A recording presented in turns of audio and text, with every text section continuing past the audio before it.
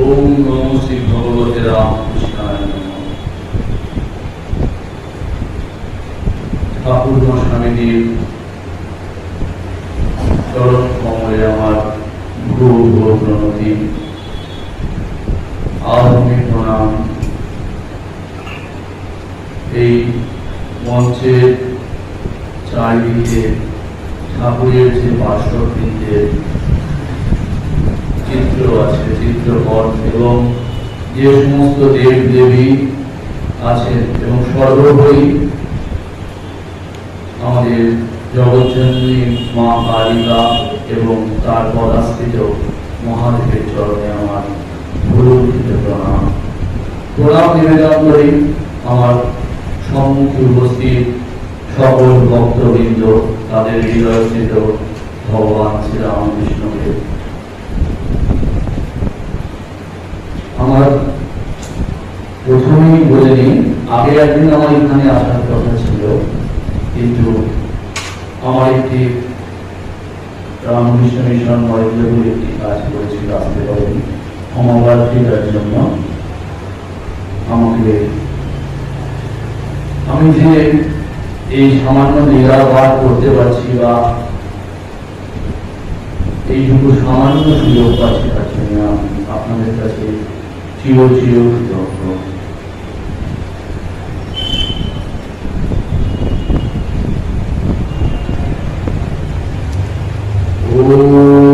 নিরঞ্জনম নিত্যম অনন্তরূপম ভক্তানুকম্পা বিঘ্নহান ভৈ ঈশাবতারম পরমেশমিত্যম तं রামকৃষ্ণং শিরসা নমামি।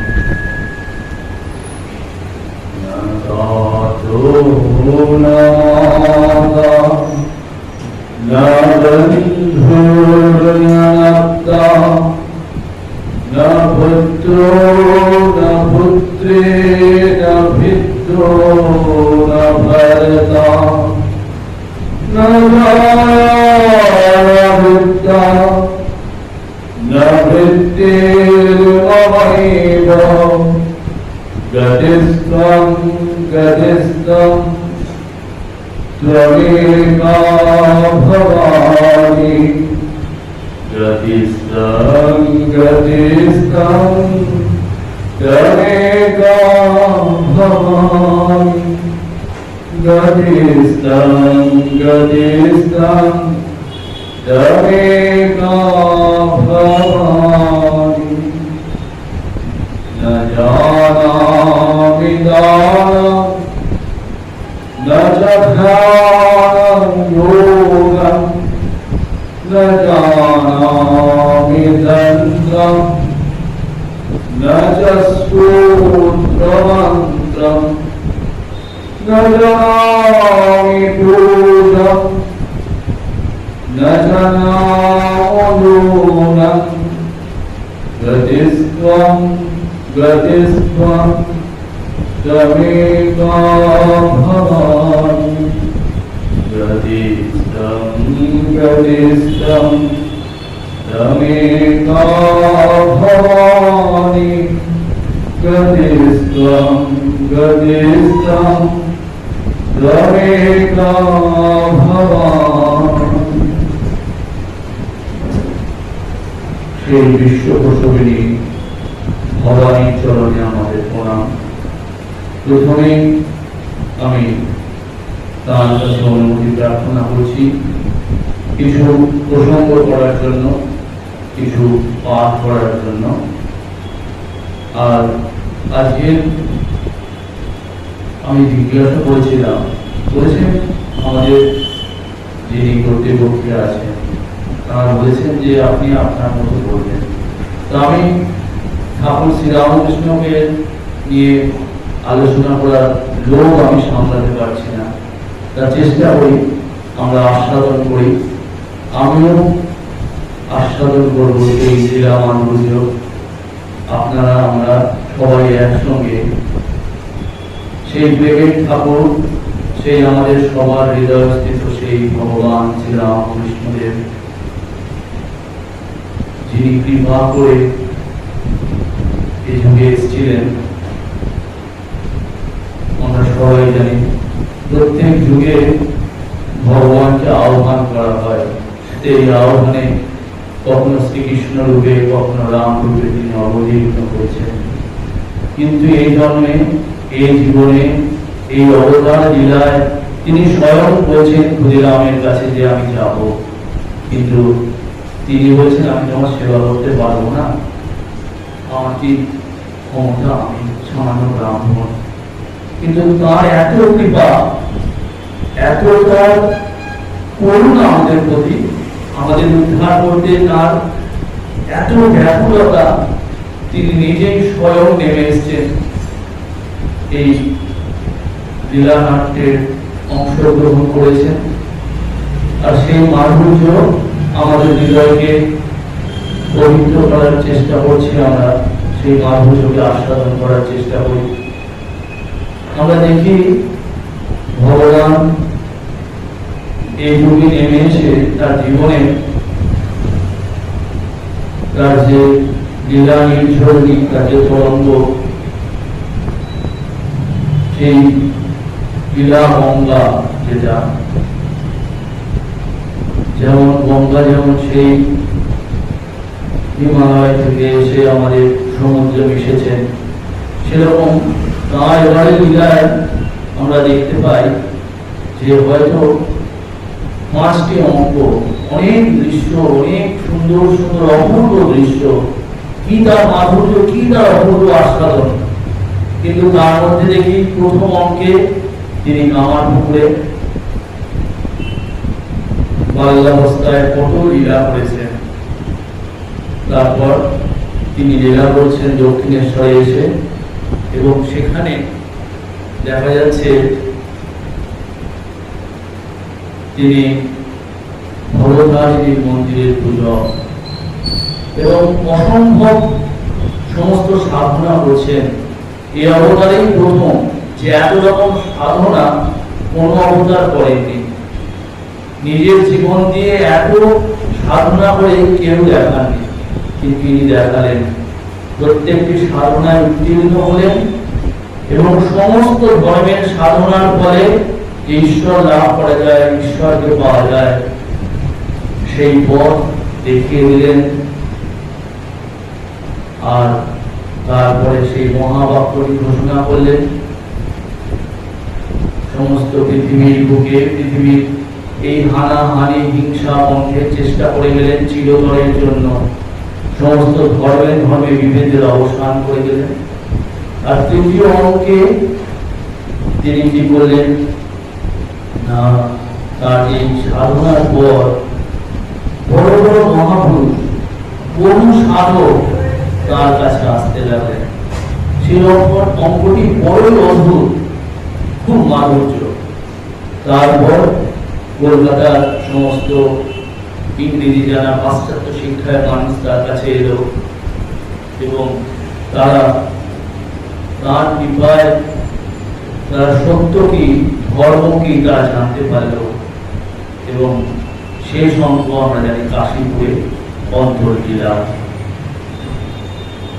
তাহলে আমরা আজকে, আমার খুব ইচ্ছা করছে যে যে অঙ্কটিতে ঠাকুর সাধনা শেষ করেছেন আর সমস্ত বড় বড় সাধক তার কাছে আসছে, সেই অংশের কিছুটা যদি আমরা আস্বাদন করি। এখানে কি দেখব যে ঠাকুর যখন সাধনা করছেন, সেখানে স্বয়ং হনুমানজি আসছেন, মা সীতা আসছেন, সমস্ত দেব দেবীরা তার কাছে আসছেন, যীশু খ্রিস্ট আসছেন।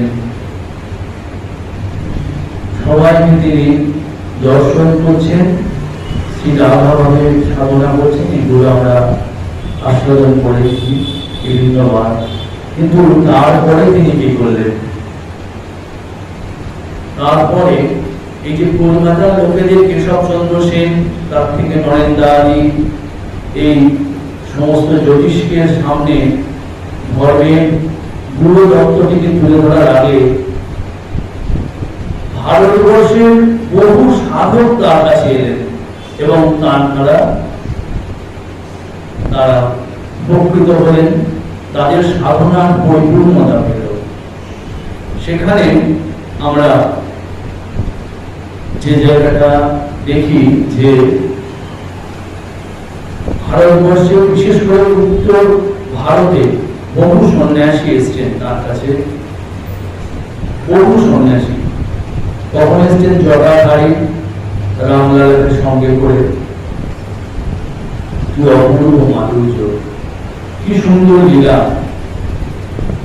তারপরে বৈষ্ণব চরণ, কখনো গৌরী পণ্ডিত, কখনো ভগবান দাস বাবাজি, আর তার আগে তো আমরা জানি সেই টোকাপুরী, তিনিও এক অদ্ভুত সাধক।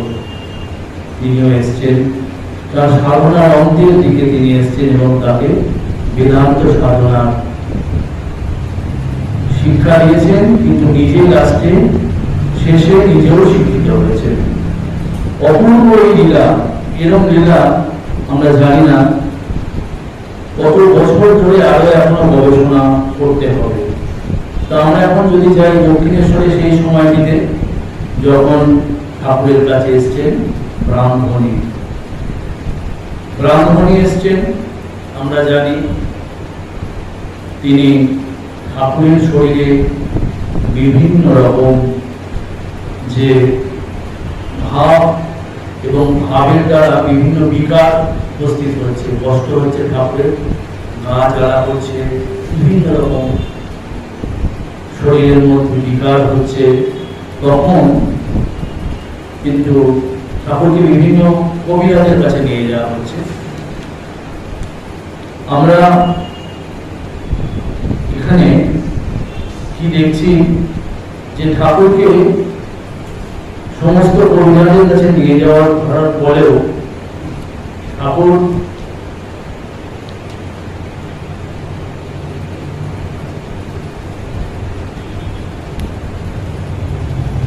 যখন উপশম হচ্ছে না, তখন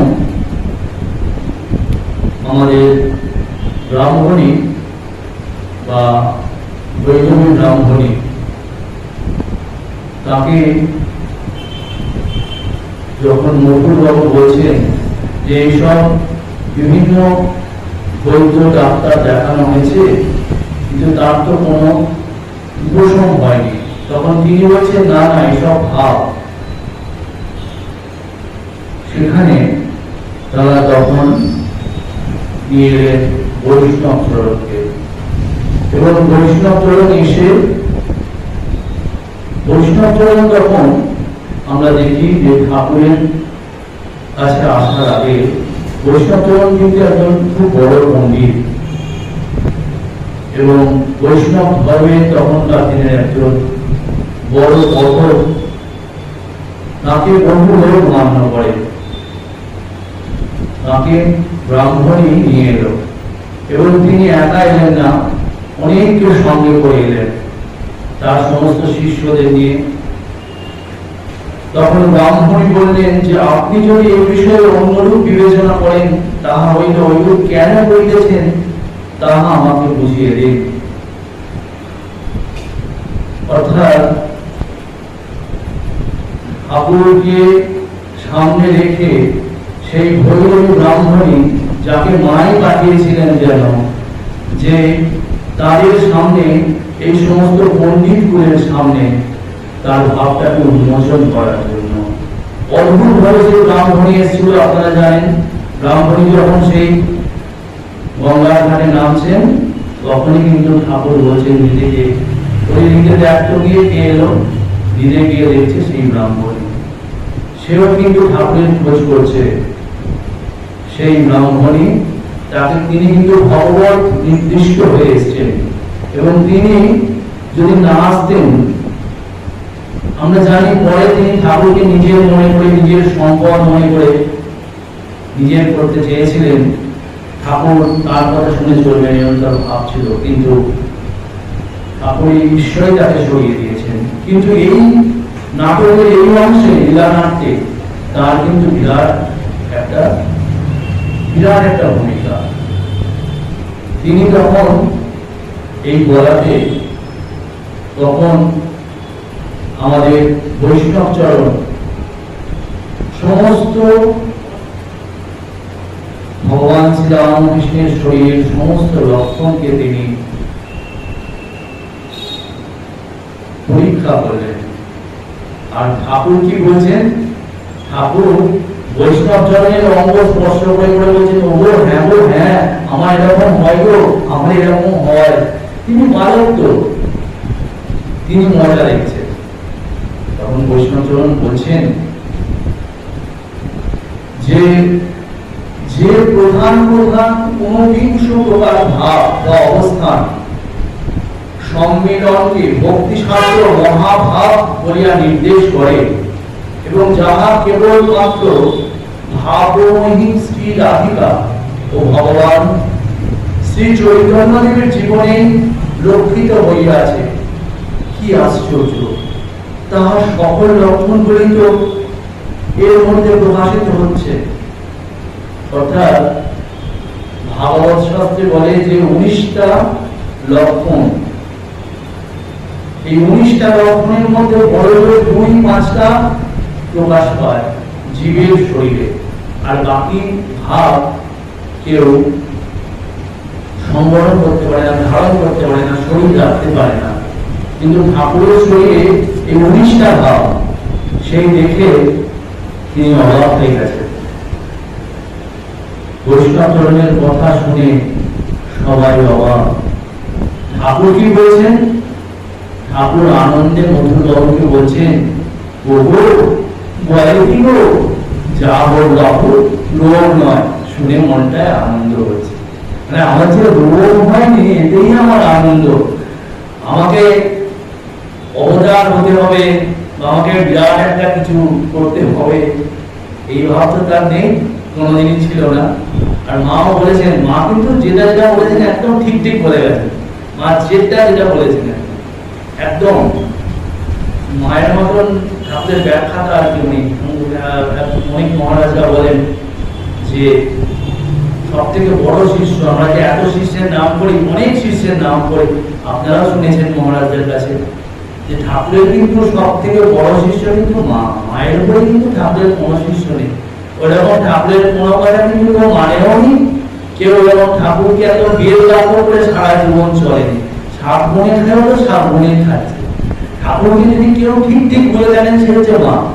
স্বামীজি তো বলেছেন, কিন্তু মা অনেক অনেক বলেছেন। মা ঠাকুরের প্রধান শিষ্য আমরা স্বামীজিকে ভাবি, তো লীলা, কিন্তু মাই ঠাকুরের ঠিক ঠিক শিষ্য। এবং ঠাকুরকে মা এটা বলেছেন তিনি কিছু মতলব করে করেন। এটা একটু অদ্ভুত কথা, একটা কথা বলেছেন তিনি কিছু মতলব করে করেনি, কায়দা করে যে ক্যালকুলেশন করে যে আমি এভাবে চলবো, তারপরে এটা হবে, এইভাবে হয়ে হয়ে আমি সবাইকে আস্তে আস্তে আকর্ষণ করবো, সবাই উপরে আমি একজন অবদান হয়ে যাবো। এটা নিজে থেকে হয়তো ভগবান নির্দিষ্ট অপূর্ব ব্যাপার। যাই হোক, তা ঠাকুরের এইখানে আমরা আবার এই যে সমস্ত কাণ্ডগুলো দেখি। আর বৈষ্ণব চরণ তিনি যেমন সাধক, তিনি তো অবতার পুরুষ নন, তার অনেক রকমের ছোট ছোট আঁচ ছিল, কিন্তু ঠাকুরকে ঈশ্বর জ্ঞানে তিনি বুঝতে পেরেছিলেন। সেই বৈষ্ণব চরণ কলকাতার কয়েক মাইল উত্তরে কাছি বাগানে কর্তাভাজাদের যে সম্প্রদায়গুলো, সেখানে স্ত্রী পুরুষ সবাই থাকেন। ঠাকুরকে বৈষ্ণব চরণ সেখানে কয়েকবার নিয়ে গেলেন। কতগুলি স্ত্রীও ঠাকুরকে সদা সর্বক্ষণ সম্পূর্ণ নির্বিকার থাকিতে দেখিয়া এবং ভগবৎপ্রেমে তাহার অদৃষ্টপূর্ব ভাবাদি হইতে দেখিয়া সম্পূর্ণরূপে ইন্দ্রিয় জয়ের সমর্থ হইয়াছে কিনা জানিবার জন্য পরীক্ষা করতে অগ্রসর হলেন। বালক স্বভাব ঠাকুর বৈষ্ণব চরণের সঙ্গে অনুরোধে তথায় সরলভাবে বেড়াতে গেলেন এবং তারা যা যা পরীক্ষা করলেন সেই স্ত্রীলোকেরা তিনি সে সমস্ত মজাভাবে তিনি দেখলেন এবং সমস্ত দেখে ঠাকুরের সমস্ত অদ্ভুত চরিত্র বল, পবিত্রতা, ভাব সমাধি দেখে বৈষ্ণব চরণের ভক্তি বিশ্বাস আরো বহু গুণ বেড়ে গেল। এই বৈষ্ণব চরণের পর বা সঙ্গে সঙ্গে এই সময় এলো ইন্দাসের গৌরী পণ্ডিত। আমরা আজকে যে বইটি থেকে আপনারা সবাই এই বইটি পাঠ করেন, আমাদের সবার বেদ, বাইবেল, কোরআনের মতো আমাদের দুটি বই আছে, শ্রী শ্রী রামকৃষ্ণ কথামৃত এবং শ্রী শ্রী লীলা প্রসঙ্গ। আমাদের কত ভাগ্য সেই ভগবানের কথা ইনারা লিখে গেছেন এবং এত সুন্দরভাবে এক অদ্ভুত বই এই লীলা প্রসঙ্গ। আর আমার খুব আনন্দ হয়, গর্ব হয়, আমার পরম গুরু শরৎ মহারাজ যেটা লিখেছেন, আপনাদেরও অনেকের পরম গুরু, তা সেই বই থেকে আমরা এই পাঠগুলো করছি। কিন্তু গৌরী পণ্ডিত আমরা জানি, গৌরীকান্ত ভট্টাচার্য, আমরা যারা এখন দেখবেন ইন্দাসে একটি ছোট্ট আশ্রম হয়েছে, আপনারা গেছেন কি জানি না, সংসার থেকে যাওয়া যায়, সংসারের সাব সেন্টার, খুব সাম্প্রতিককালে সেটা রামকৃষ্ণ মিশন নিয়েছে। সেই গৌরী পণ্ডিতের জায়গায় আপনারা যদি যান, দেখে আসবেন, মনে বিশ্বাস বাড়বে। এইসব ঐতিহাসিক কিছু গল্প, কিছু নয়, অন্যান্য অবতারে গল্প আছে, কিন্তু এখানে সমস্ত কিছু ঐতিহাসিক ব্যাপার। সেই গৌরী পণ্ডিত, এখানে ঠাকুরের বইতে গৌরী পণ্ডিতের ইন্দাসকে বলা হচ্ছে নিদেশ। নিদেশের গৌরী পণ্ডিত দক্ষিণেশ্বরে আসিয়া উপস্থিত হইলেন। গৌরী পণ্ডিত একজন বিশিষ্ট তান্ত্রিক সাধক ছিলেন। দক্ষিণেশ্বর কালীবাড়িতে তিনি পৌঁছিবা মাত্র তাহাকে নিয়ে একটি মজার ঘটনা ঘটে গেল। তার একটা সিদ্ধাই ছিল, তিনি কোথাও এসে আগে জোরে হুঙ্কার দিয়ে ডাকতেন,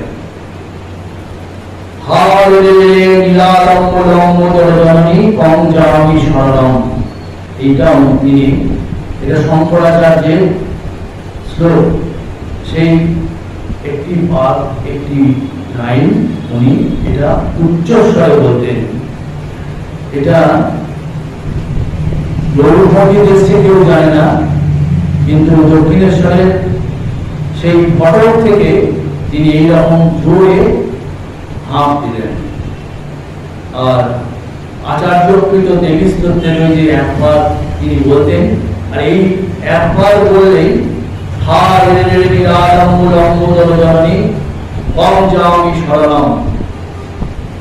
এইটা উচ্চই স্বরে তিনি বলতেন।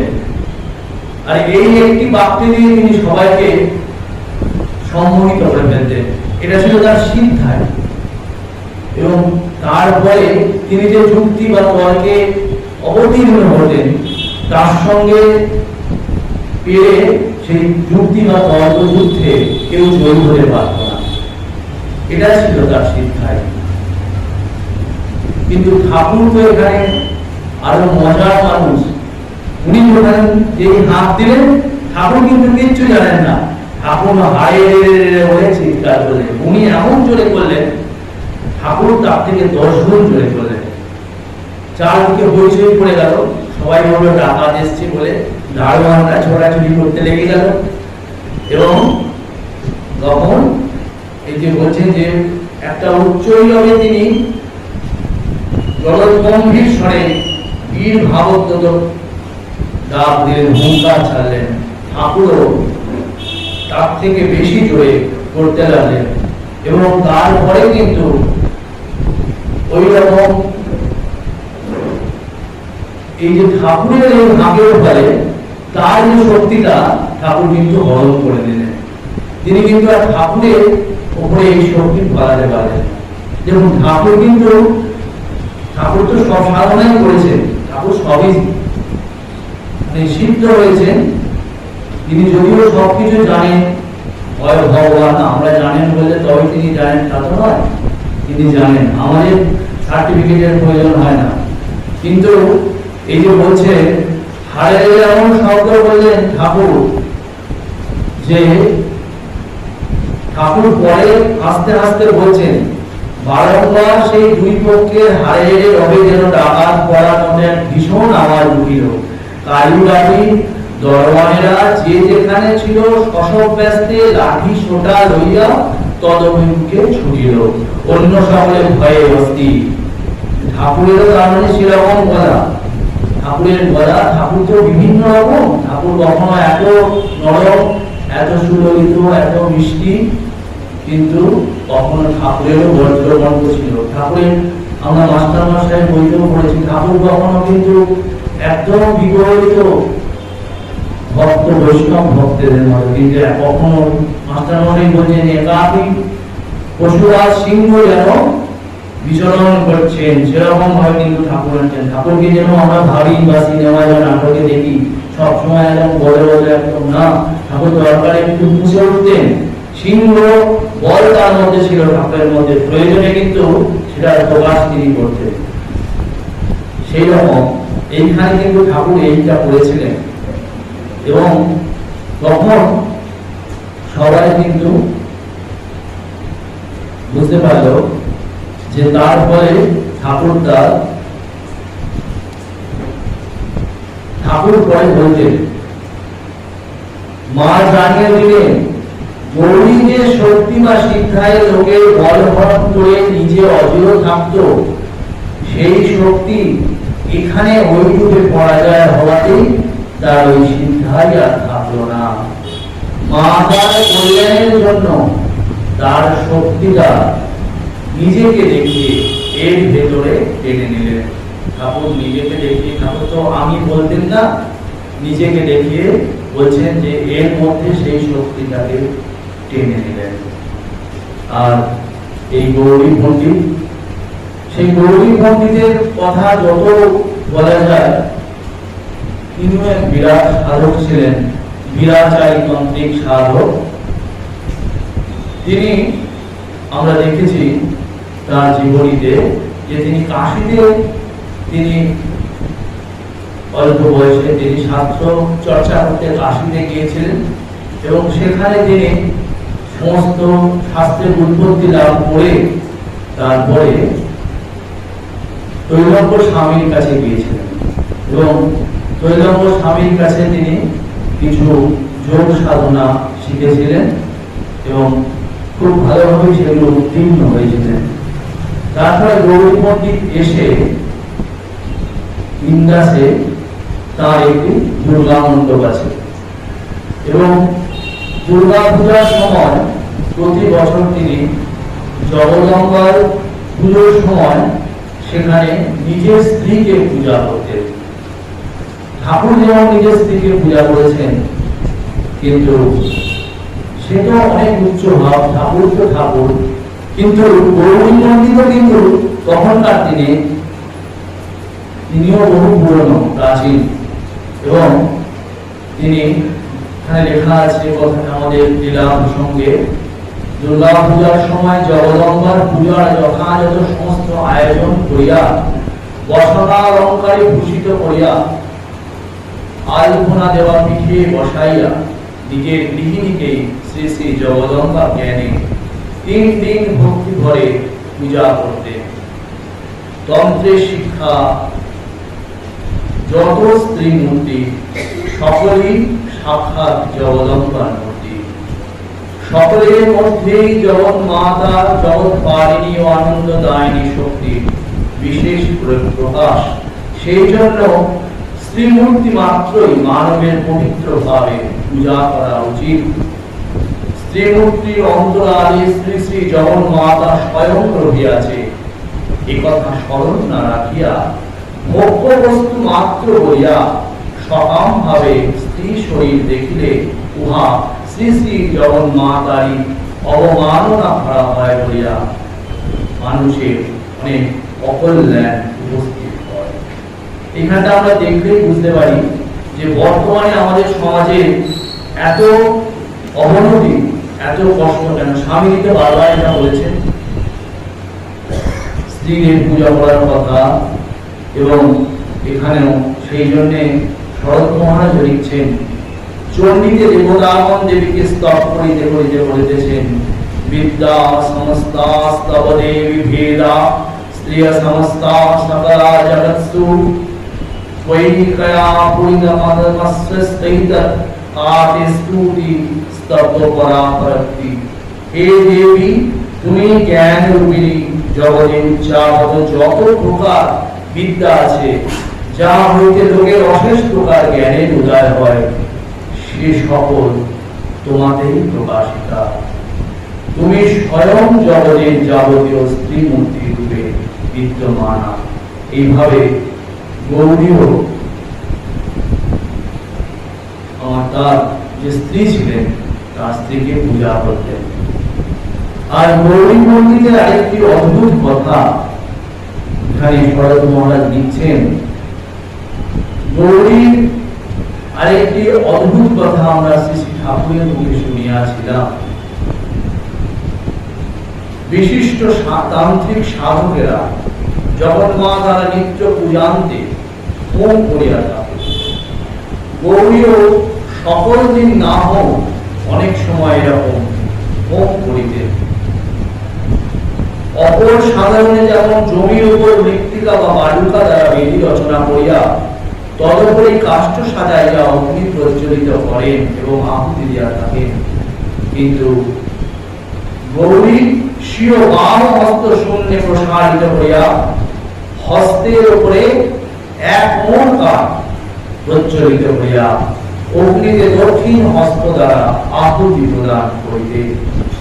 হোম করিতে কিছু অল্প সময় লাগে না, ততক্ষণ হস্ত শূন্যে প্রসারিত রাখিয়া ওই এক মন কাষ্ঠে গুরুভার ধারণ করিয়া থাকা এবং তদুপরি হস্তে অগ্নির উত্তাপ সহ্য করিয়া মন স্থির রাখা ও যথাযথভাবে ভক্তিপূর্ণ বিজয়ে আহুতি প্রদান করা অসম্ভব বলিয়াই আমাদের সকলের বোধ হইত। তখন ঠাকুর তার ভক্তদের শরৎ মহারাজদের বলছেন, ওরে আমি নিজের চোখে তাকে হোম করতে দেখেছি রে, ওটাই তার একটা সিদ্ধাই ছিল। ঠাকুর নিজের চোখে দেখেছে, কোনো গল্প নয়। সেই সমস্ত সাধক আমাদের ভারতবর্ষে ছিল, সেই ভারতবর্ষের আমরা সন্তান। এখন তো আমাদের সাধনা করতে হয় না, সারা জীবন যেরম সেরম ভাবে কাটিয়ে শেষ জীবনে সমস্ত কিছু পাওয়ার পরে কিছুদিন এন্টারটেনমেন্টের মতো করলেই ভগবান খুব সহজ হয়ে গেছেন, পেয়ে যাওয়া যাবে। কিন্তু তখনকার দিনে কিন্তু অনেক কষ্ট করে কাঠ খড় পুড়িয়ে কত পরিশ্রম করে সাধনা করে তবে তারা ঈশ্বরকে পেত। আর এখন প্রসঙ্গত বলে রাখি, আপনারা যদি ওনার যে বাড়ি আছে গৌরী মন্দিরে সেখানে যান, সেখানে যেখানে তিনি তার স্ত্রীকে পুজো করতেন সেই দুর্গা মণ্ডপে এখনো পূজা হয়।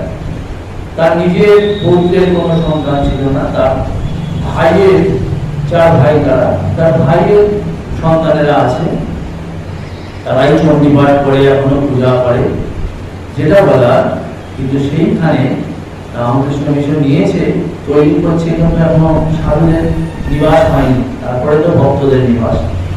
কিন্তু একটা স্বরূপ আছে, প্রতীক একটি আছে, ওনার যে জন্মস্থানটিতে একটি এরকম হাত আছে, সেই হাতের উপরে কাঠ এবং তার মধ্যে কাঠ চলছে, সেইটা ওখানে একটি প্রতীক তৈরি করা। খুব সুন্দর সেই প্রতীকটা, খুব সুন্দর। এবার আমরা ফিরে আসি শ্রী শ্রী কালী মাতার মন্দিরে সম্মুখে নাট মন্দিরে। বৈষ্ণব চরণে কলিকাতা হইতে আসিতে বিলম্ব হইতেছে দেখিয়া ঠাকুর গৌরীকে সঙ্গে করিয়া অগ্রেই সভাস্থলে চলিলেন এবং সভা প্রবেশের পূর্বেই জগন্মাতা কালিকার মন্দিরে প্রবেশ করিয়া ভক্তি ভরে তাহার শ্রীমূর্তি দর্শন ও শ্রী চরণ বন্দনা আদি করিয়া ভাবে জলময় করিতে করিতে মন্দিরে বাহিরে আসিলেন। ঠাকুরের খুব উৎসাহ যে কি হয়, বালক তো পঞ্চবর্ষীয় বালক, তিনি কি করছেন না গৌরীকে করে সঙ্গে করে তিনি নিজেই নিয়ে চলে এসেছেন এবং ঠাকুর ঈশ্বরকে আগে প্রণাম করে, এবং ঠাকুর তো আমরা জানি ঈশ্বর ভাবে গলমল করছেন আর নামছেন সিঁড়ি দিয়ে, দেখলেন সম্মুখে বৈষ্ণব চরণ তাহার পদপ্রান্তে প্রণত হইতেছে। ঠাকুরের পায়ের কাছে বৈষ্ণব চরণ, মানে তার দুজন যে তার যে জাজমেন্ট দেবেন, যাদের মধুবাবু এনেছে, একজন হচ্ছে বৈষ্ণব চরণ, একজন হচ্ছে গৌরী পণ্ডিত। তারা দুজনেই কিন্তু ঠাকুরের প্রতি অনুরক্ত এবং বৈষ্ণব চরণ তার ঠাকুরের পায়ে যে প্রণতি হলো, ঠাকুর কি হলো, ঠাকুর ভাবে প্রেমে সমাধিস্থ হইয়া বৈষ্ণব চরণের স্কন্ধ দেশে বসিয়া পড়িলেন। আমরা সেই ছবিটা কল্পনা করি। আর বৈষ্ণব চরণ নিজেকে কৃতার্থ জ্ঞান করিয়া আনন্দে উল্লাসিত হইয়া তরণটি রচনা করিলেন সংস্কৃত ভাষায় ঠাকুরের স্তব। ঠাকুরের স্তব করতে লাগলেন। এই স্তবগুলো এখন অনেক কিছুই নেই, ঠাকুর যত কিছু করেছেন সামান্য কিছু আছে। সেই সময় তো কথা বলতে ছিল না, আর শরৎ মহারাজ ছিল না, যেসব ঠাকুরের কাছ থেকে শুনেছেন। আর বাকি মধুবাবু তিনি তো আর বলেননি। আর খাজাজি দাদাজি যারা তো ঠাকুরের বিপরীত পক্ষ ছিল, ঠাকুরের কি করে মাইনাস পয়েন্ট বার করতে হবে তাই নিয়েই তারা ব্যস্ত ছিল। কত কি লীলা হয়েছে আমরা ভাবি যে ঠাকুর সেই বৈষ্ণব চরণের কাছে বসে পড়লেন আর তিনি সংস্কৃত ভাষায় ঠাকুরকে স্তব করতে লাগলেন। ঠাকুরের সেই সমাধিস্থ প্রসন্ন মূর্তি এবং বৈষ্ণব চরণের তদ্রূপ আনন্দোচ্ছ্বাসিত হৃদয়ে সুরক্ষিত স্তব পাঠ দেখিয়া শুনিয়া মধুর বাবু আর সকলে স্থির নেত্রে ভক্তিপূর্ণ হৃদয়ে চতুর্পাশে দণ্ডায়মান হইয়া স্তম্ভিত ভাবে অবস্থান করিতে লাগলে। কতক্ষণ পরে ঠাকুরের সমাধি ভঙ্গ হইল। ধীরে ধীরে সকালের সহিত সভাস্থলে গেলেন। তখন গৌরী বা এখানে গৌরী বলে গৌরীকান্ত ভট্টাচার্য, সেই গৌরী তিনি কি বললেন, তিনি ঠাকুরকে দেখিয়ে বললেন, উনি যখন পণ্ডিতজিকে অর্থাৎ বৈষ্ণব চরণকে এরূপ কৃপা করিলেন, তখন আজ আর আমি উহার সহিত বাদে পবিত্র হইব না, নিশ্চয়ই পরাজিত হইতে হইবে। কারণ ঠাকুর যখন ওনার স্পন্দে বলেছেন, তাহলে বৈষ্ণব চরণ তো ঠাকুরের হয়ে বলবে যে ঠাকুর অবতার, আর আমি তার বিরোধী পক্ষ বলবো কি করে? কারণ তিনি ওনাকে কৃপা করেছেন, তিনি যখন বৈষ্ণব চরণ কৃপা করেছেন, অতএব বৈষ্ণব চরণ তো জিতবে, আমি তো বেড়ে যাবো। মানে কিরকম ভক্তি এবং পণ্ডিতের কিরকম যুক্তি দেখুন, অপূর্ব। আর এদেরও কিন্তু কোনো অহংকার নেই, অবনত হতে মাথা নড়াতে। এবং বলছেন যে বৈষ্ণব চরণ দৈব বলে বলিয়া দেবতাকে রামকৃষ্ণ গৌরী বলছে, উনি তো দেখিয়েছি আমারই মনের লোক, ঠাকুর সম্বন্ধে উহার যাহা ধারণা আমারও তাই। অতএব এর স্থলে তর্ক নিষ্প্রয়োজন। গৌরী যে বৈষ্ণবের পাণ্ডিত্যে ভয় পাইয়া তাহার সঙ্গে তর্ক যুদ্ধে নিরস্ত হইলেন তাহা নয়, কিন্তু ঠাকুরকে ঈশ্বর জ্ঞানে বুঝলেন যে ইনি মহাপুরুষ, ইনি যাকে কৃপা করেছেন, তার সঙ্গে আর আমি তর্ক করব না। ঠাকুর তাই তখন সেখানে ঘোষণা হয়ে গেল যিনি অবতার। আর ঠাকুর তো আনন্দে হাসছেন আর মজা করছেন, আর গৌরীর মন পরীক্ষা করবার জন্য তাকে বলছেন, আচ্ছা বৈষ্ণব চরণ যে একে অবতার বলে, এটা কি হতে পারে? তোমার কি বোধ হয় বলো দেখি। গৌরী বলছে, বৈষ্ণব চরণ আপনাকে অবতার বলে? তবে তো ছোট কথা বলে।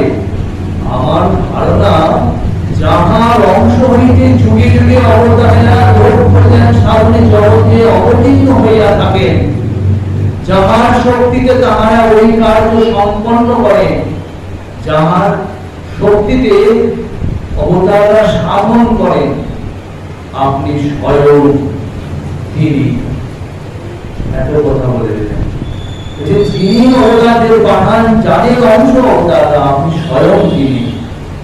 তখন ঠাকুর হাসতে হাসতে বলছে, ও বাবা, তুমি যে আবার বৈষ্ণব চরণকেও ছাড়িয়ে যাবো কেন বলো দেখি?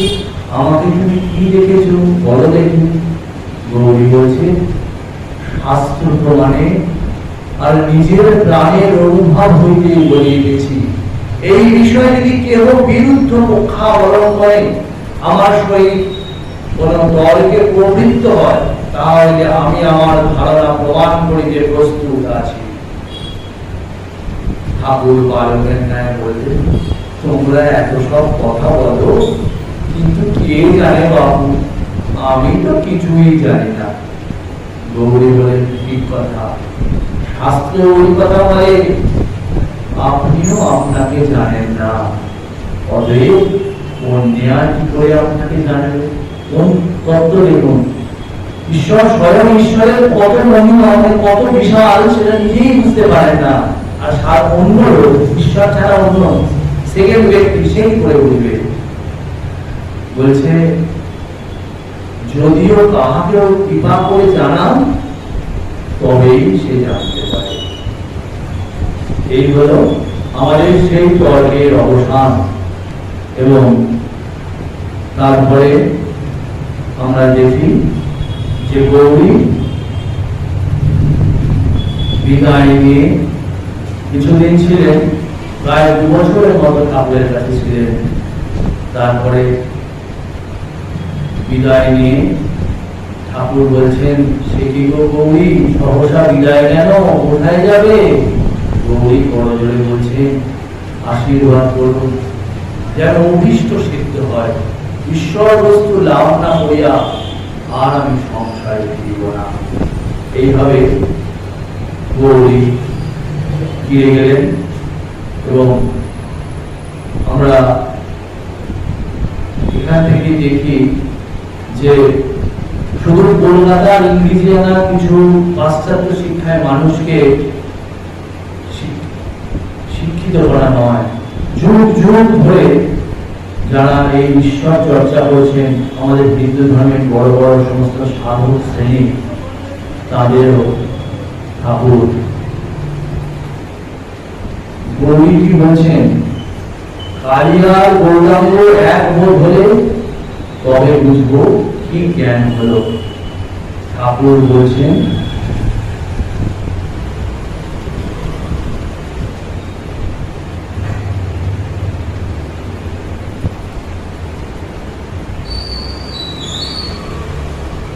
ঠাকুর বলছেন, ওগো সবই তিনি গো, সবই তিনি, এখানে কেউ নয়। যাই হোক, আমরা এইখানে আরো অনেক সাধকের কথা বলা যায়, বলা যাবে? আচ্ছা, তাহলে আমরা আরো যদি আরেকটু এগিয়ে যাই, তখন আর কোন কোন সাধক, আরো অনেক সাধকই আছে ঠাকুরের কাছে। আমরা বৈষ্ণব চরণকে দেখলাম, তারপরে আমরা জটাধারীকে দেখেছি, তা অনেক আছে। আর তোতাপুরীর কথা তো আমরা জানি, তবে জানি সবই, কিন্তু অনুধান করছি, এই যে বলছি, মনের ভেতরে আনন্দ হচ্ছে, আস্বাদন হচ্ছে।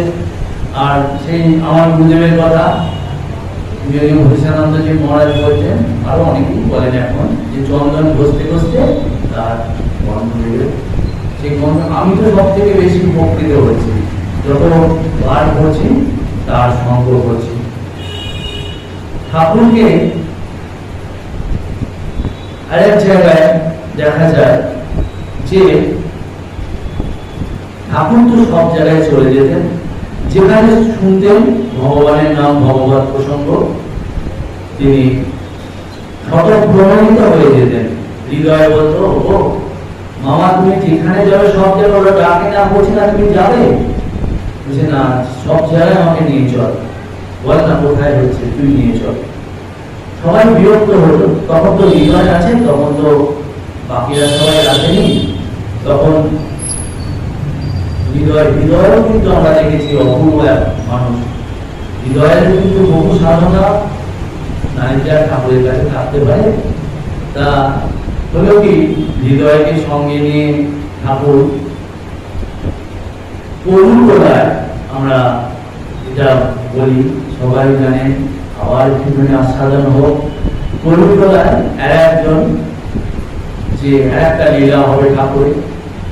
তা সেখানে আমরা দেখি যে কলুতলায় একটা, কলকাতার কলুতলায় সেখানে হরিসভা, সেই হরিসভাতে ভাগবত পাঠ হতো এবং পাঠক ভাগবত পাঠ করতেন। আর সেই ভাগবত পাঠের সময় সেখানে একটি আসন পাতা থাকতো, সেই আসনটি কার না শ্রী শ্রী চৈতন্য দেবের। তাদের একদম মনের নিশ্চিত ধারণা ছিল ভগবান শ্রী শ্রী চৈতন্য দেব অর্থাৎ শ্রীকৃষ্ণ চৈতন্য সেখানে বসে ভাগবত পাঠা শুনবেন। তা একদিন ঠাকুরও সেখানে গেছেন, নিমন্ত্রিত হইয়া ওই হরিসভায় উপস্থিত হয়েছে। ভাগিনী হৃদয়ও তার সঙ্গে ছিল।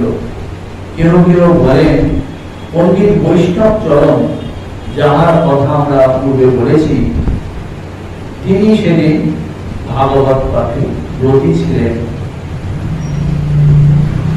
অথবা অন্য কেউ পাঠ করছিলেন এবং ঠাকুর সেখানে গেছিলেন। যাই হোক,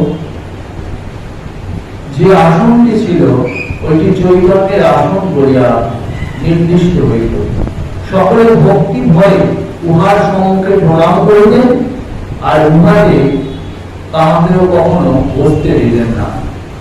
অন্য সকলের দিবসের ন্যায় ঠাকুর যেদিন গেছেন সেদিনও পুষ্প মাল্যাদি ভূষিত ওই আসনের সম্মুখে ভাগবত পাঠ হইতেছে। পাঠক শ্রী শ্রী মহাপ্রভুকেই হরিকথা শুনাইতেছেন ভাবিয়া ভক্তি ভরে পাঠ করিতেছেন, আর শত্রুবৃন্দ দিব্য ভাবে বিভোর হয়ে সেই হরিকথা শুনছেন। ঠাকুরের আগমনে শ্রোতা ও পাঠকদের যে উল্লাস ভক্তিরস শতগুণে সজীব হইয়া উঠিয়েছিল, তার পরিবার নয়। কারণ ঠাকুরের তো তখন সামান্য কিছু নাম ডাকও হয়েছে যে তিনি একজন ভগবতের সাধক, ভগবত সাধক। আবার নাম ডাক হলেও ঠাকুরের মধ্যে একজন মানুষ উপস্থিত হলে তার বিভূতিতে, তার ফ্রিকুয়েন্সিতে সেই জায়গায় একটা আধ্যাত্মিক পরিমণ্ডল তৈরি হয়ে যায়। তো সেই রকম ভাবে যখন চৈতন্য দেবের কথা হচ্ছে, ঠাকুর সহসা চৈতন্য দেবের আসনের দিকে ছুটে গেলেন এবং সেই আসনের উপর দাঁড়িয়ে তিনি সমাধিস্থ হয়ে গেলেন। কিছু মাত্র প্রাণ সঞ্চার তার শরীরে লক্ষিত হইল না।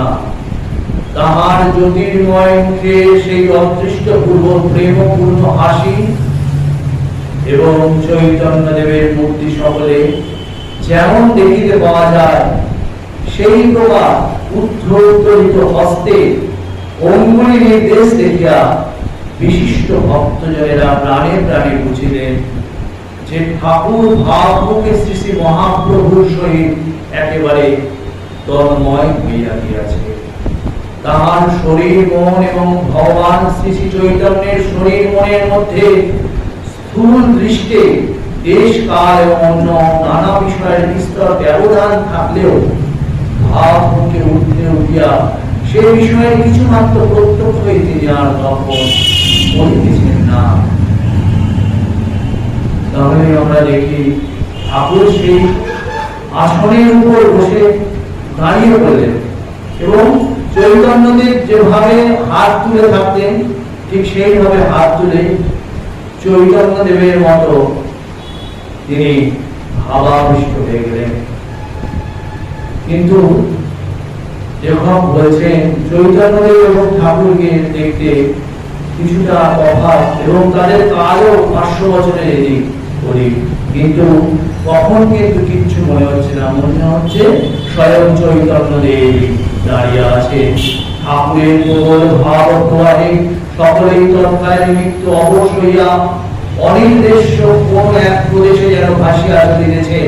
অনির্বচনীয় আনন্দের উপলব্ধি করিয়া প্রথম কিং কর্তব্য বিমূঢ় হইয়া রহিলেন, পরে ওই অব্যক্ত ভাব প্রেরিত হইয়া সকলে মিলিয়া উচ্চ নীরবে হরিধ্বনি করিয়া নাম সংকীর্তন আরম্ভ করিলেন।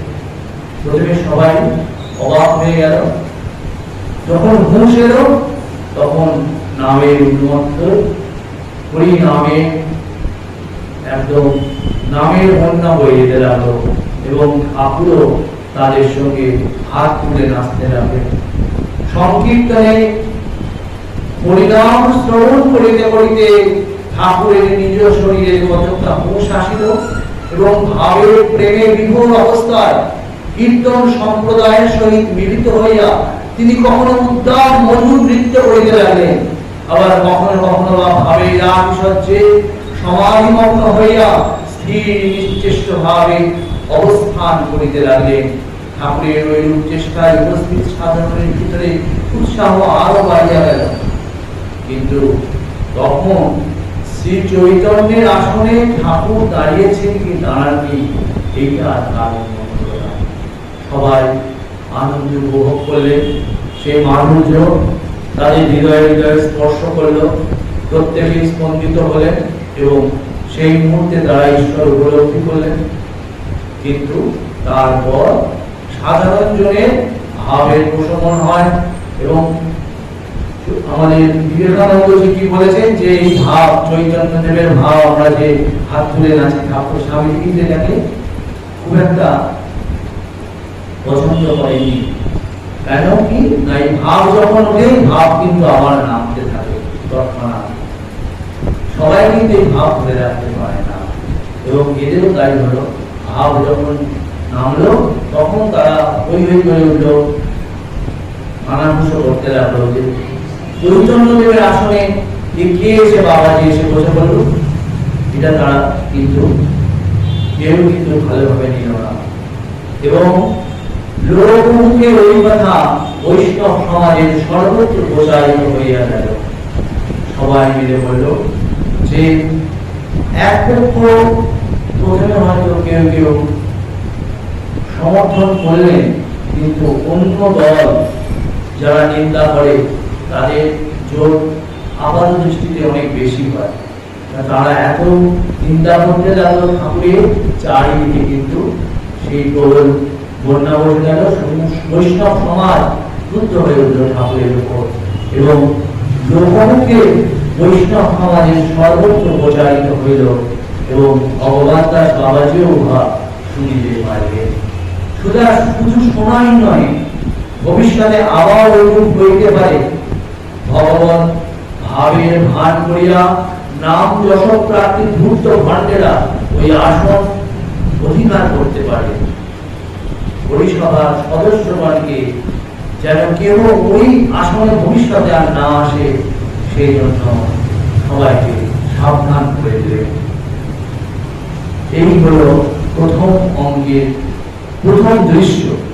এইবার কিন্তু দৃশ্য আস্তে আস্তে ঠাকুরের ব্যাপার জানেন।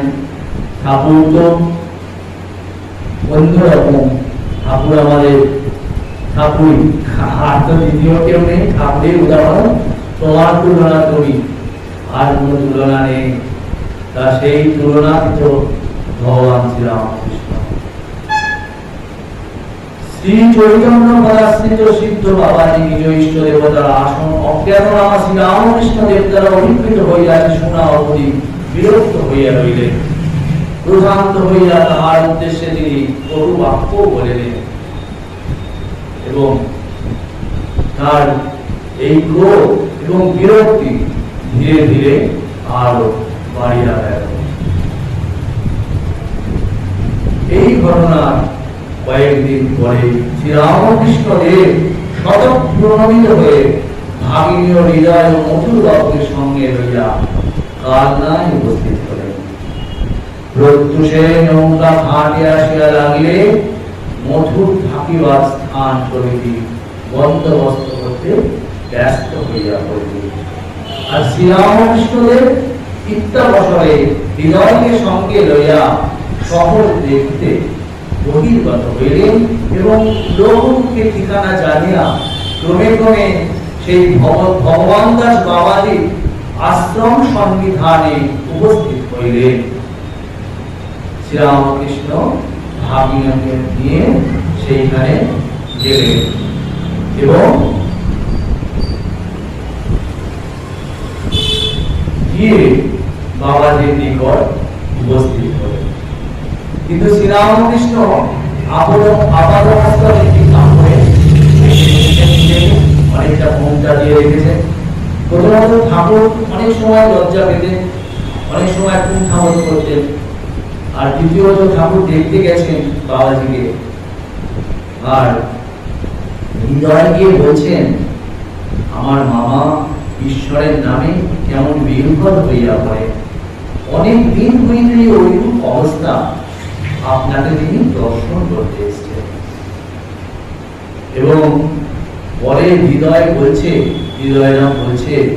হৃদয়রাম কিন্তু অনেক কিছু সাক্ষ্য দিয়েছে, পরেও তিনি অনেকের সঙ্গে বেরোনোর হওয়ার পরে বা পরেও আমাদের মহারাজদের সঙ্গে অনেক কথাবার্তা হয়েছে। তা হৃদয়ের পরে বলেছে যে বাবাজি কিন্তু বুঝতে পেরেছেন তিনি একজন দেশের লোক নয়। বাবাজি বলছেন আশ্রমে যেন কোনো মহাপুরুষের আগমন হইয়াছে, তিনিও কিন্তু বৈষ্ণবের দেশের লোক নয়। বাবাজি কিন্তু লোকমুখে শুনেছেন যে চৈতন্যদেবের আসনে একজন উঠে পড়েছেন, কিন্তু সেটি কে তো তিনি জানেন না। যারা বলেছেন তারাও তো এরকম আমাদের মতন।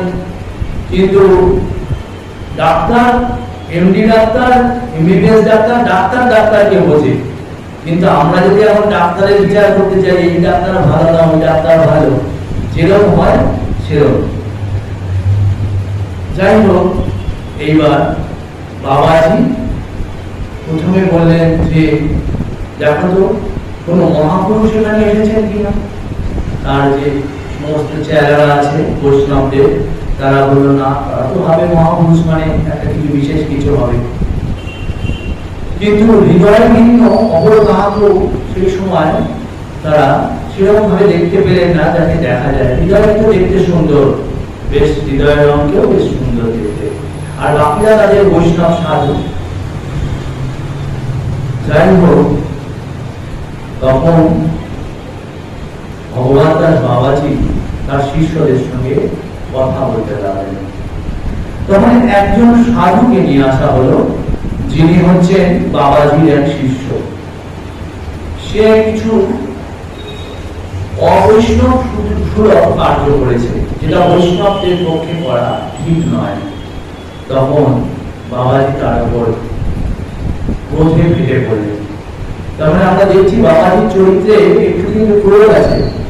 বৈষ্ণব যে শ্রেষ্ঠ ভগবান দাস বাবাজি, তিনি কিন্তু ঠাকুরের কথা শুনেও কখনো একবার এগিয়ে গেছেন, অনেক কথা বলেছেন, কটু কথা না জেনে না বলা উচিত ছিল, ভণ্ড পর্যন্ত বলেছেন যে ব্যক্তি উঠেছে সে ভণ্ড, কপট।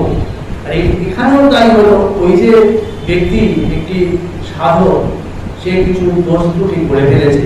বাবাজি কি বলছেন, যে ওর কাছ থেকে ওই ঘণ্টিটা ছিঁড়ে নাও, কাড়িয়ে নাও, নিয়ে এই সম্প্রদায় থেকে ওকে দূর করে দাও, এইভাবে তিরস্কার করছে।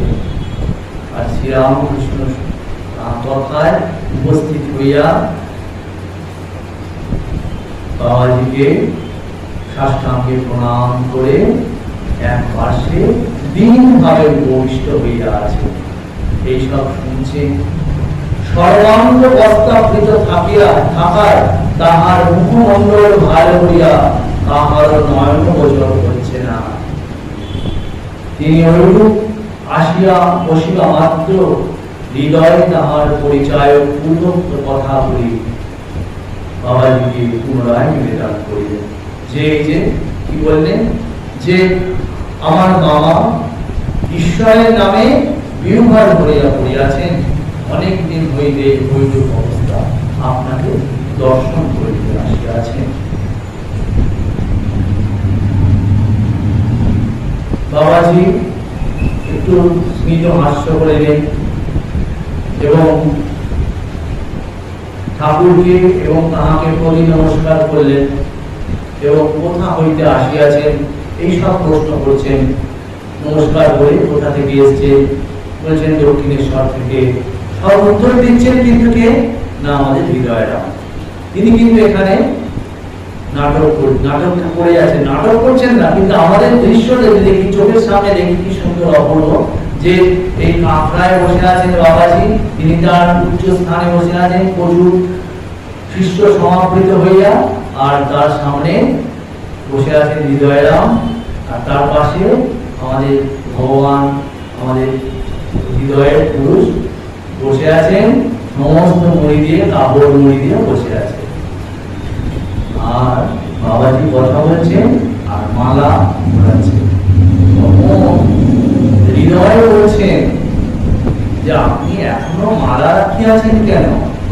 আপনি সিদ্ধ হয়ে আছেন, আপনার উহা এখন আর রাখিবার প্রয়োজন তো নাই। হৃদয়ে কিন্তু ঠাকুরের সঙ্গে থাকে এবং সেও কম নয়, সেও জানেন, এবং ঠাকুরও কিন্তু মারা যাবেন না, ঠাকুর এসব করেন না। ঠাকুর সন্ধ্যা গায়ত্রী সবই ঠাকুরের লয় হয়ে গিয়েছিল, একটা স্টেজে গেলে এগুলো থাকে না। সেই জন্য হৃদয় কিন্তু এই প্রশ্নটা স্বতঃপ্রণোদিত হয়ে অবাক হয়ে করেছেন যে আপনি এখনো মালা রাখিয়াছেন কেন? আপনি সিদ্ধ হইয়াছেন, আপনার উহা এখন আর রাখিবার প্রয়োজন তো নাই। তখন বাবাজি ঐরূপ প্রশ্নে বলিলেন, দীনতা প্রকাশ করে বললেন, নিজের প্রয়োজনে না থাকিলেও লোক শিক্ষার জন্য ও সকল রাখা নিতান্ত প্রয়োজন, নতুবা আমার দেখা দেখি লোকে ঐরূপ করিয়া ভ্রষ্ট হইয়া যাইবে। বাবাজি বলেন যে লোক শিক্ষার জন্য প্রয়োজন, নাহলে আমার দেখা দেখি লোকে ভ্রষ্ট হয়ে যাইবে। এইবার এই আমি কথাটি, আমি লোক শিক্ষার জন্য হয়ে যাইবে, এই কথাটা কিন্তু ঠাকুরের পছন্দ হলো না। আমরা জানি ঠাকুর কিন্তু এই আমিত্বটাকে কিন্তু একবারে ত্যাগ করে দিয়েছেন। ঠাকুর কতগুলো জিনিস একবারে ত্যাগ করে দিয়েছেন, যেমন তিনি এই পয়সা করি, নারী এবং আমিত্ব সব একবারে ত্যাগ করে দিয়েছেন। এই তিনটে নিয়েই আমরা ভোগী। ঠাকুর যেটা ত্যাগ করেছেন সত্যি সত্যি ত্যাগ করেছেন। টাকা মাটি বলে যে জলে দিয়েছেন আর ছুটে পারেননি, গঙ্গাতে দিয়েছিলেন। সেরকম আমিত্ব আর বলে না, আমি বলে না ঠাকুর, কিন্তু এই কথায় ঠাকুর হঠাৎ কিন্তু আর নিজেকে রাখতে পারলেন না। একেবারে দাঁড়াইয়া উঠলেন এবং বলিলেন, কি তুমি এখনো এত অহংকার রাখো? তুমি লোক শিক্ষা দেবে, তুমি তাড়াইবে, তুমি ত্যাগ গ্রহণ করিবে, তুমি লোক শিক্ষা দেবার কে? যাহার জগৎ তিনি না শিখাইলে তুমি শিখাইবে। ঠাকুরের তখন অঙ্গাবরণ করিয়া গিয়াছে, কটিদেশ হইতে বস্ত্র শিথিল হইয়া বসিয়া পড়িয়াছে, মুখমণ্ডলে এক অপূর্ব দিব্যত্বেরে উদ্ভাসিত হইয়া উঠিয়াছে। তিনি তখন একেবারে আত্মহারা হইয়া পড়িয়াছে, তাহাদের কি বলিতেছেন তাহার কিছু মাত্র যেন বোধ নাই। আবার ওই কয়েক কথা মাত্র বলিয়ায় ভাবের অনুসজ্জে তিনি একেবারে নিশ্চেষ্ট নিষ্পন্দ হইয়া সমাধিস্থ হইয়া পড়িলেন। এইবার সিদ্ধ বাবাজি অবাক হয়ে গেলেন। ঠাকুরের ওই কথাগুলো শুনে তিনি আর নিজেকে ধরে রাখতে পারলেন না। তিনি এসে ঠাকুরকে জড়িয়ে ধরলেন। তপস্যা প্রসূত সরলতা তাহার সহায় হইয়া শ্রীরামকৃষ্ণের কথাগুলি যথার্থ হৃদয়ঙ্গম করাইয়া দিল। তিনি বুঝলেন বাস্তবিক এই জগতে ঈশ্বর ভিন্ন আর কেউ নেই। অহংকৃত মানব যতই কেন ভাবুক না কেন সকল কার্য করিতেছে, বাস্তবিক সে কিন্তু একটি দাস মাত্র। সংসারী মানুষ যা করে করুক, ভক্ত সাধকের বিবেকের জন্য বিস্তৃত হওয়া সম্ভব নয় যে আমি কেউ নয়, ঈশ্বরই সব। ইহাতেই তার পতন। শ্রীরামকৃষ্ণের শরীরে অপূর্ব ভাব বিকাশ দেখিয়া তাহার ধারণা হইল ইনি সামান্য পুরুষ নন, এবং দিব্যন্মাদের প্রবাহ ছুটিল, এবং সেই প্রবাহে বাবাজি মোহিত হইয়া উঠলেন এবং তাকে আলিঙ্গন আবদ্ধ করে শ্রীরামকৃষ্ণ, এবং শ্রদ্ধা ভক্তি আরো বেড়ে গেল এবং দুজনে পরস্পর আলিঙ্গবদ্ধ হইলেন এবং বিনীতভাবে শ্রীরামকৃষ্ণদেবকে প্রণাম করিয়া তিনি তজ্জন্য ক্ষমা প্রার্থনা করিলেন।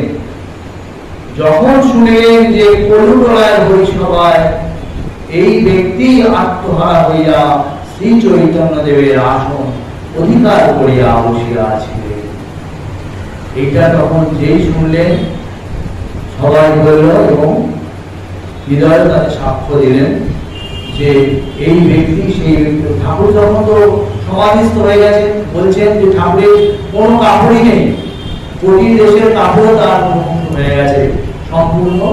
তিনি যেভাবে আমরা দেখি হাতটা তুলে আমরা কল্পনা করতে পারি সেভাবে ঠাকুর দাঁড়িয়ে আছেন, আর তার চরণে পড়ে গেছেন ভগবান দাস বাবাজি।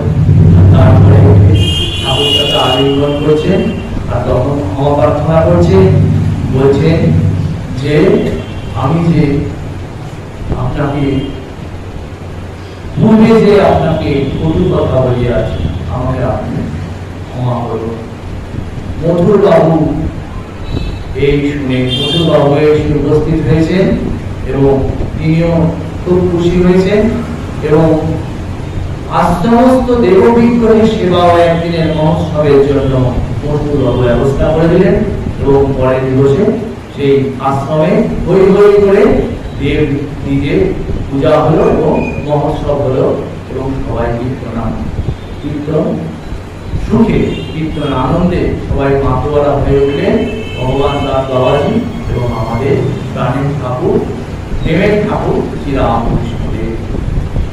আজ এই পর্যন্ত। জয় ভগবান শ্রীরামকৃষ্ণদেব কি জয়, জয় মহামায় কি জয়, জয় স্বামী মহারাজ কি জয়। পৃথিবীর সমস্ত সাধক বৃন্দের চরণে আমাদের ভক্তিপূর্ণ গুরুম নিবেদন করি। আমি পাঠ শেষ করছি। নমস্কার।